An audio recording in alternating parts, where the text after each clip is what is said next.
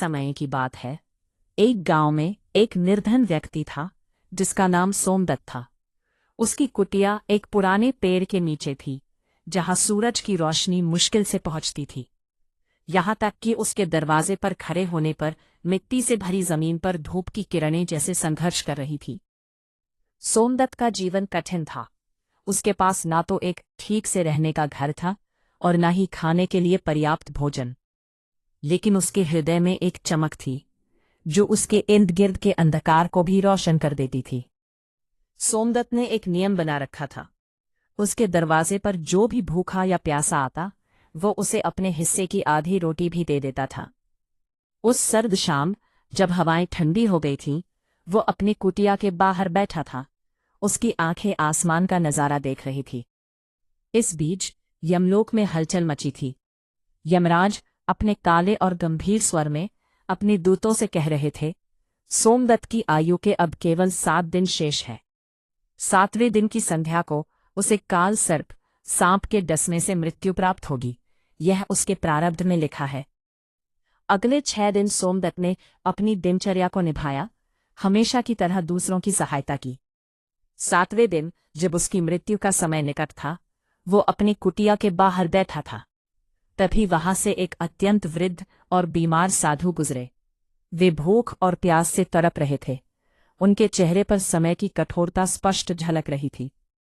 सोमदत्त के पास उस समय केवल एक लोटा पानी और 2 सूखी रोटियां थीं।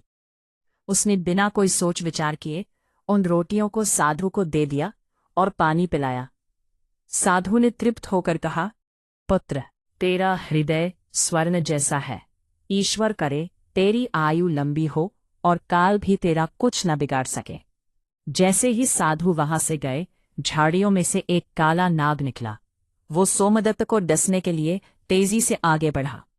लेकिन जैसे ही नाग ने सोमदत्त पर हमला करना चाहा, सोमदत्त के उसी दान और आशीर्वाद के प्रभाव से वो नाग एक फूलों की माला में बदल गया।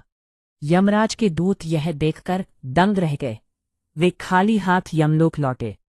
यमराज ने हैरानी से पूछा, तुम उसे छोड़कर क्यों आए? दूतों ने उत्तर दिया, महाराज, उसके पुण्य और साधु के आशीर्वाद ने काल के चक्र को ही रोक दिया। हम उस पर वार नहीं कर सके। यमराज स्वयं भगवान विष्णु के पास पहुंचे। भगवान विष्णु मुस्कुराए और बोले, हे यमराज, भाग्य कर्मों से बनता है, लेकिन वर्तमान के श्रेष्ठ कर्म और किसी दुखी आत्मा की दुआएं भविष्य को बदल देती हैं। सोमदत्त ने अपनी भूख भूलकर दूसरे की सेवा की, इसलिए उसका नया भाग्य अब दीर्घायु है। भगवान विष्णु ने नारद मुनि से कहा, याद रहे, दान केवल धन का नहीं होता। भूखे को अन्न देना और प्यासे को पानी पिलाना ही सबसे बड़ी पूजा है। जो दूसरों का भला सोचता है, ईश्वर स्वयं उसके भाग्य की रक्षा करते हैं। सोमदत्त की कहानी हमें यह सिखाती है कि सच्ची दया और निस्वार्थता से हम अपने भाग्य को भी बदल सकते हैं।